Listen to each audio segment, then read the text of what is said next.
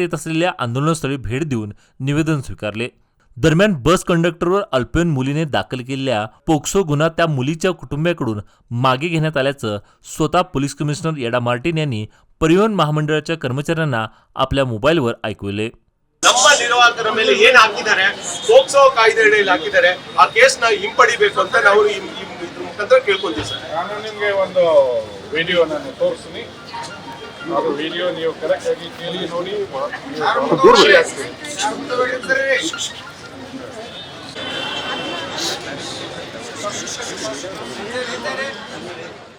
यानंतर हा व्हिडिओ पाहून आंदोलनकर्त्यांनी बस कंडक्टरवरील पोक्सो गुन्हा मागे घेण्यात आल्याचं पाहून आपलं आंदोलन तिथेच समाप्त केले।